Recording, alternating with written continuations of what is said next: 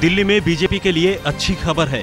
India today हंसा के सर्वे का अनुमान है कि दिल्ली में अगर अभी चुनाव हुए तो बीजेपी को 50% तक वोट मिलेंगे, जबकि आम आदमी पार्टी को 41% वोट मिल रहा है। कांग्रेस इस दौड़ में बहुत पीछे है, उसे महज 4% वोट ही मिल रहे हैं।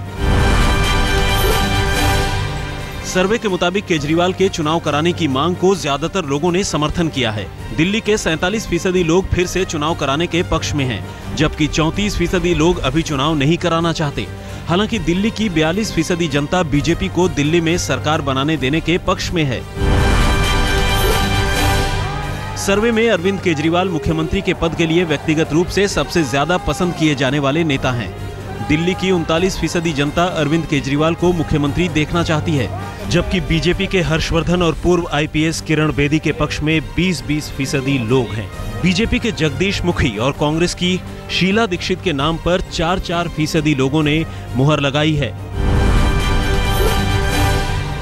आम आदमी पार्टी के संयोजक अरविंद केजरीवाल ने दिल्ली के पुलिस आयुक्त से मुलाकात की है।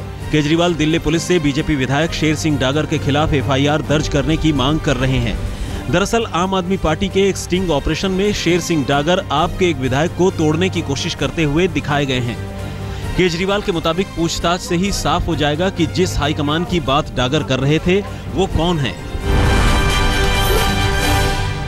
और हमने उनसे निवेदन किया है कि इस मामले में एफआईआर दर्ज की जाए, शेर सिंह डागर जी को गिरफ्तार करके उनसे पूछताछ की जाए। और शेर सिंह डागर जी बार बार उसमें कह रहे हैं कि वो हाईकमांड के इशारे पे कर रहे हैं, हाईकमांड से मिलवाएंगे। तो वो हाईकमांड कौन है ये पता करके, बीजेपी का वो कौन हाईकमांड है, उनको भी गिरफ्तार करके सख्त से सख्त सजा दिलवाई जाए। दिल्ली की पूर्व मुख्यमंत्री शीला दीक्षित ने बीजेपी को दिल्ली में सरकार बनाने देने की बात कही है। इस बयान के बाद कांग्रेस में सियासी तूफान खड़ा हो गया है।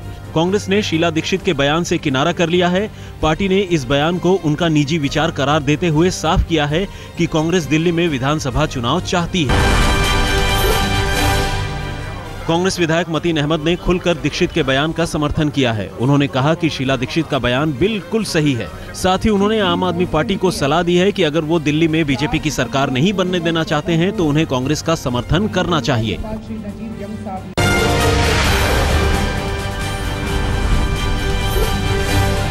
उधमपुर से 50 किलोमीटर दूर पंचारी इलाके में पंजर सद्दाल गांव जमीन खिसकने से बर्बाद हो गया।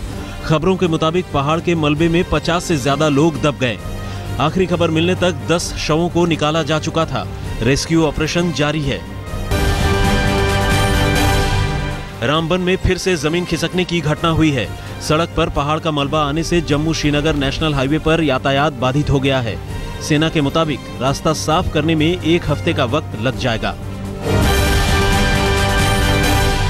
जम्मू श्रीनगर नेशनल हाईवे पर नशरी में भी पहाड़ दरकने की घटना हुई है, जिससे रामबन और बटोटे के बीच एक तरफ का रास्ता बंद हो गया है। पहाड़ का मलबा गिरने से एक दुकान को नुकसान पहुंचा है। पुलिस की कोशिशों से एक तरफ का रास्ता बहाल हो गया है। प्रधानमंत्री के निर्देश पर पीएमओ के मंत्री जितेंद्र सिंह ने कल कश्मीर के बाढ़ग्रस्त इलाकों का हवाई सर्वे किया। केंद्रीय गृह सचिव अनिल गोस्वामी ने भी श्रीनगर जाकर राहत और बचाव कार्य का जायजा लिया। गौरतलब है कि बुधवार को एक उच्च स्तरीय बैठक में प्रधानमंत्री ने अफसरों को श्रीनगर जाकर स्थानीय प्रशासन के साथ राहत ऑपरेशन में समन्वय स्थापित करने को कहा था। राजबाग के इंदिरानगर इलाके में होटल में फंसे करीब 300 से ज्यादा सरकारी कर्मचारियों को रेस्क्यू कर कल सेना के हेलीकॉप्टर से जम्मू लाया गया। ज्यादातर लोगों की शिकायत थी कि उन्हें 3-4 दिन तक बगैर भोजन पानी के रहना पड़ा। जम्मू कश्मीर के बाढ़ग्रस्त इलाके में सेना के राहत और बचाव कार्य का आज 11वां दिन है और अब तक यहां 1,10,000 लोगों को निकाला जा चुका है। रेस्क्यू ऑपरेशन में करीब 30,000 जवानों के साथ वायुसेना के 84 ट्रांसपोर्ट एयरक्राफ्ट और हेलीकॉप्टर लगे हुए हैं। अकेले 21,000 जवान श्रीनगर में तैनात हैं।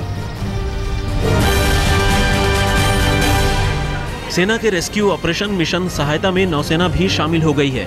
नेवल मेरीन कमांडो का 3रा जत्था सैटेलाइट फोन डाइविंग सेट समेत रेस्क्यू ऑपरेशन के लिए जरूरी साजो सामान लेकर कल श्रीनगर पहुंच गया। जम्मू कश्मीर के सीएम उमर अब्दुल्ला ने स्वीकार किया है कि बाढ़ ने ऐसी तबाही मचाई कि पिछले 36 घंटे तक सरकार नाम की कोई चीज नहीं थी। उन्होंने कहा कि 36 घंटे बाद ही किसी तरह वो 6 अफसरों के साथ एक कमरे से कामकाज शुरू कर सके। लुधियाना से 7 ट्रक राहत सामग्री जम्मू कश्मीर भेजी गई। आर्मी ने आम लोगों, कॉरपोरेट्स और संस्थाओं से इकट्ठा कर करीब 31 टन राहत सामग्री को कल रवाना किया। इनमें शॉल, स्वेटर, चावल, दाल, मोमबत्ती, टॉर्च और खाने के दूसरे सामान हैं। श्रीनगर में कल दिल्ली सिख गुरुद्वारा प्रबंधक कमेटी ने बाढ़ पीड़ितों के बीच राहत सामग्री का वितरण किया। जम्मू कश्मीर के बाढ़ पीड़ितों के लिए दुआओं का दौर जारी है। अमृतसर में कल कैंडल मार्च निकाला गया। घाटी के दर्द से पूरा देश कराह रहा है। कश्मीर की जिंदगी जल्द पटरी पर लौट आए, इसके लिए वाराणसी में विशेष प्रार्थना की गई।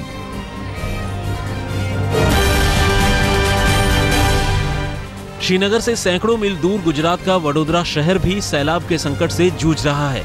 हालांकि फिलहाल शहर से पानी का स्तर कम हो रहा है, लेकिन पानी कम होने के बाद वडोदरा के समा, विश्वामित्री तथा बाघोदिया इलाके में सड़कों पर मगरमच्छ नजर आने लगे हैं।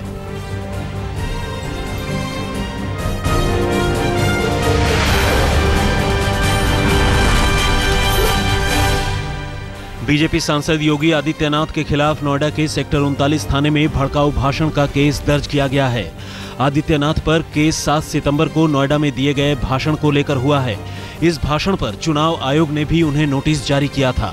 योगी पर धारा 153A, 295A, 505 आईपीसी और 125 लोक प्रतिनिधित्व अधिनियम 1951 के तहत मामला दर्ज किया गया है। प्रधानमंत्री नरेंद्र मोदी ने स्वच्छता मिशन को जन आंदोलन बनाने का आह्वान किया है। मिशन स्वच्छ भारत पर बैठक की अध्यक्षता करते हुए पीएम ने इसे आर्थिक गतिविधियों से जोड़ने का सुझाव दिया। गांधी जयंती पर सरकार 2 अक्टूबर को मिशन स्वच्छ भारत शुरू करेगी। उन्होंने कहा कि हर भारतीय यह संकल्प ले कि वो साल में 100 घंटे सफाई के कामों में खर्च करेगा। गृह मंत्री राजनाथ सिंह ने कहा है कि अगर पाकिस्तान अपना रवैया बदल ले तो बातचीत शुरू हो सकती है। राजस्थान के भुज दौरे में राजनाथ ने कहा कि हम दोस्त तो बदल सकते हैं, लेकिन पड़ोसी नहीं। केंद्र और राज्यों के बीच तालमेल स्थापित करने और कामों में तेजी लाने के लिए पीएम नरेंद्र मोदी ने अहम पहल की है।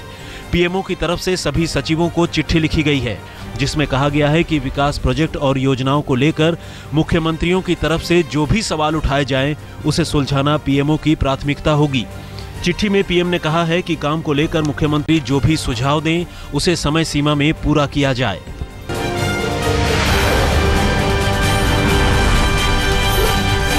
उत्तर प्रदेश के नगर विकास मंत्री आजम खान बीजेपी सांसद योगी आदित्यनाथ पर चुनाव आयोग की नरमी पर भड़क गए हैं। आजम के मुताबिक योगी आदित्यनाथ पर उनकी तुलना में मामूली कार्रवाई हुई है। दरअसल चुनाव आयोग ने योगी आदित्यनाथ को चुनाव आचार संहिता के उल्लंघन का दोषी करार देते हुए फटकार लगाई है और आगाह किया है कि वो भविष्य में चुनावी भाषणों में संयमित भाषा का इस्तेमाल करें। योगी आदित्यनाथ को हिदायत दी और फटकार लगाई है। किसने? इलेक्शन कमीशन ने। योगी आदित्यनाथ बस भविष्य रहने के लिए बोला है। बस कैसा न्याय किया इलेक्शन कमीशन ने, हमारे साथ क्या किया था देखिए। यही हो गया है सेकुलर ढांचा, यही है कानून का सम्मान कि उन्हें सिर्फ फटकार लगाई है। और हमारे साथ क्या हुआ था और क्या खता थी हमारी। उग्रवादी संगठन खड़ा करने के आरोप में घिरे कांग्रेस के मंत्री योगेंद्र साव पर कुर्सी छोड़ने का दबाव बढ़ गया है। मंत्री योगेंद्र साव ने सफाई देते हुए कहा है कि मुख्यमंत्री हेमंत सोरेन के फैसले के बाद ही तय होगा कि वो मंत्री रहेंगे या नहीं। हालांकि कांग्रेस की अपनी जांच टीम रिपोर्ट सौंपने वाली है। दरअसल झारखंड पुलिस ने मंत्री के उग्रवादी ग्रुप से संबंध रखने की खुफिया रिपोर्ट पुलिस मुख्यालय को भेजी थी। पश्चिम बंगाल में 2 सीटों पर उपचुनाव लड़ रही बीजेपी ममता सरकार को घेरने के मूड में है। बीजेपी आज राज्य में शारदा चिटफंड मामले में ममता सरकार के खिलाफ राज्यव्यापी प्रदर्शन करने जा रही है। हाल ही में बीजेपी अध्यक्ष अमित शाह ने ममता सरकार पर चिटफंड मामले में 17 लाख लोगों के साथ धोखा करने का आरोप लगाया था।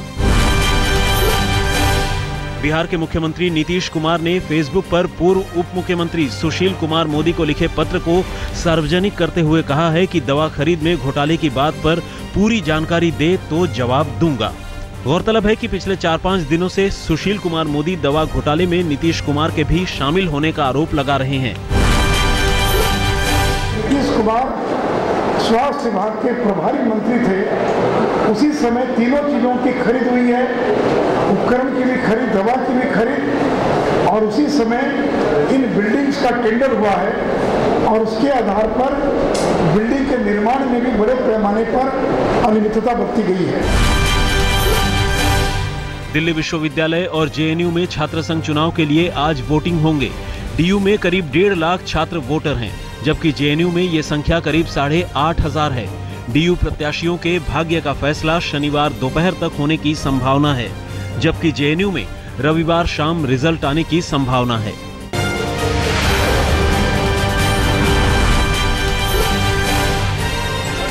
दिल्ली से सटे गाजियाबाद में पुलिस चेकपोस्ट पर चेकिंग के दौरान मुठभेड़ हुई है।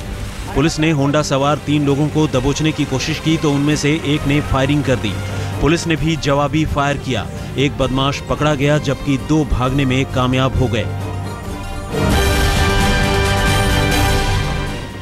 बुलंदशहर में वर्दीधारी बदमाशों ने हीरा व्यापारी के शोरूम में डकैती को अंजाम दिया। बदमाशों ने दुकान में सभी को गन पॉइंट पर लेकर करोड़ों की डकैती को अंजाम दिया और फरार हो गए। वारदात सीसीटीवी में रिकॉर्ड हुई है। बुलंदशहर पुलिस बदमाशों की धरपकड़ के लिए फिलहाल अंधेरे में ही तीर मार रही है।